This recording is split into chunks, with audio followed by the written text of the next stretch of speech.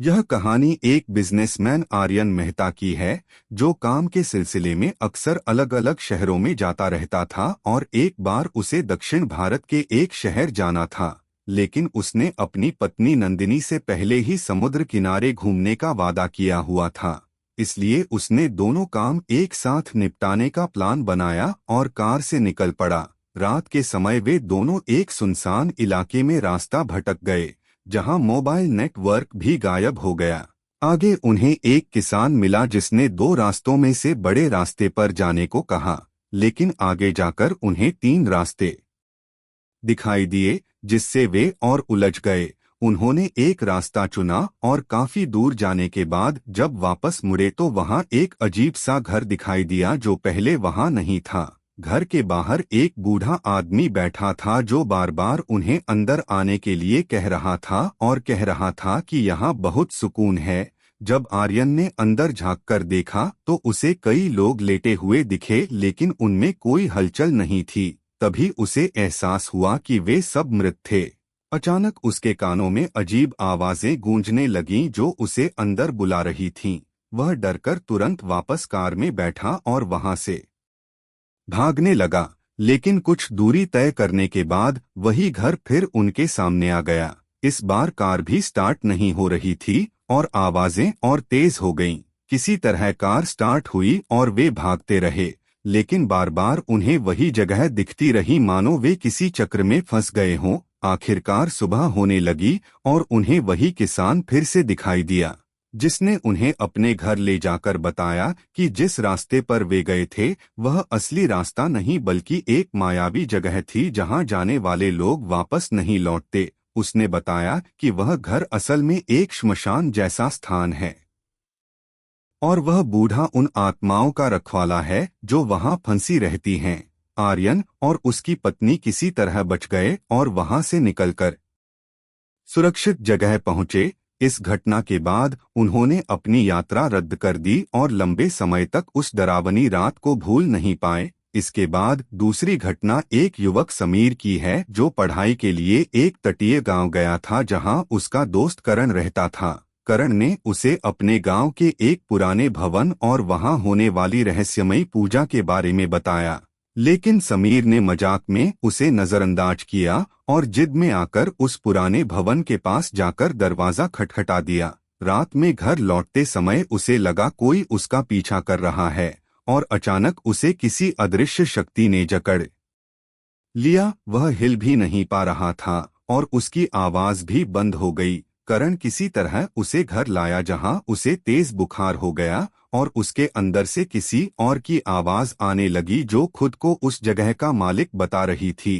काफी कोशिशों के बाद उस आत्मा ने शर्त रखी कि समीर को आधी रात उस स्थान पर जाकर माफी मांगनी होगी। समीर ने वैसा ही किया और धीरे धीरे ठीक हो गया। तीसरी घटना एक युवक आदित्य की है जो रोज बस से कॉलेज जाता था और एक लड़की से उसकी दोस्ती हो गई। लड़की ने खुद को सामान्य नहीं बल्कि एक चुड़ैल बताया, लेकिन आदित्य ने मजाक समझा। एक दिन उसने उसे किसी पर अपनी शक्ति आजमाने को कहा और अगले ही दिन वह व्यक्ति गंभीर रूप से बीमार हो गया। डरकर आदित्य ने लड़की का पीछा किया और उसे एक सुनसान खंडहर में देखा जहां वह मृत लोगों के साथ थी। वह डर के मारे बेहोश हो गया और बाद में उसे एक नोट मिला जिसमें लिखा था कि वह उसे पसंद करती है, इसलिए उसने उसे बचा लिया। इसके बाद लड़की हमेशा के लिए गायब हो गई।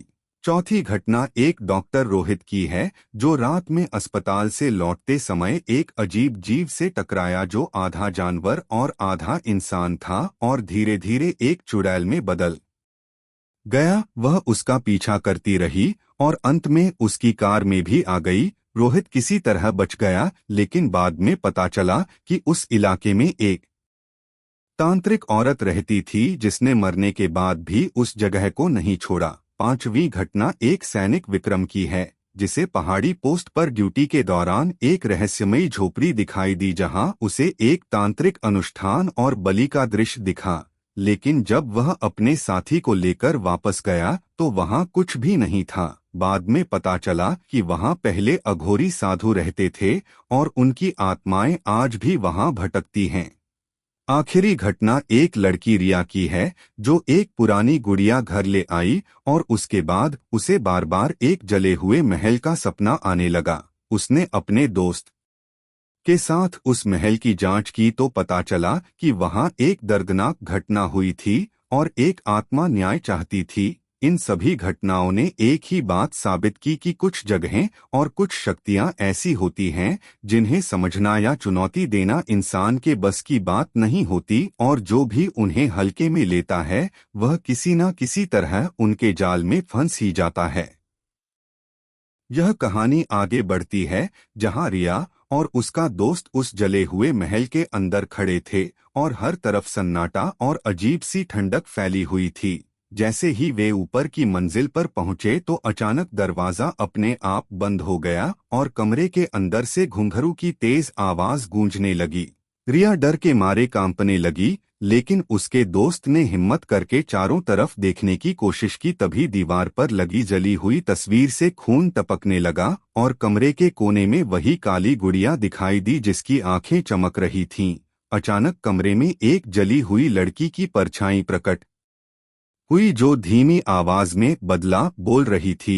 अब उन्हें समझ आ गया कि यह आत्मा किसी से बदला चाहती है। उन्होंने हिम्मत करके उस आत्मा से बात करने की कोशिश की और पूछा कि उसके साथ क्या हुआ था। तभी उनके दिमाग में एक के बाद एक दृश्य आने लगे जिसमें दिखा कि उस महल में रहने वाले जमींदार ने लालच और धोखे में आकर उस लड़की को जिंदा जला दिया था और बाद में इस घटना को छुपाने के लिए पूरे महल में आग लगा दी गई थी। यही कारण था कि उस लड़की की आत्मा आज भी वहां भटक रही थी। यह सब देखकर दोनों बुरी तरह डर गए, लेकिन अब वे समझ चुके थे कि अगर इस आत्मा को शांति नहीं मिली तो वह उन्हें भी नहीं छोड़ेगी। अगले दिन उन्होंने उस जमींदार के बारे में और जानकारी निकाली और पता चला कि उसका परिवार अभी भी जिंदा है। उन्होंने सबूत इकट्ठा किए और उस सच को सामने लाने का फैसला किया। जब सच उजागर हुआ तो उस परिवार की असलियत सबके सामने आ गई और उस लड़की के साथ हुए अन्याय को आखिरकार न्याय मिला।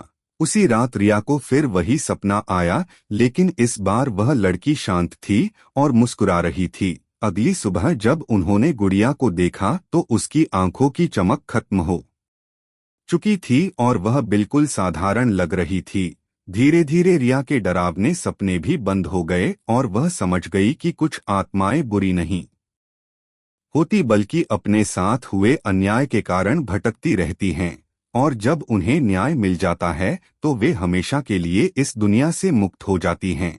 लेकिन उस महल की घटना ने उन्हें यह सिखा दिया कि हर रहस्य को छेड़ना सही नहीं होता, क्योंकि कुछ सच्चाइयां इतनी खतरनाक होती हैं कि उन्हें जानना ही इंसान के लिए सबसे बड़ा खतरा बन सकता है।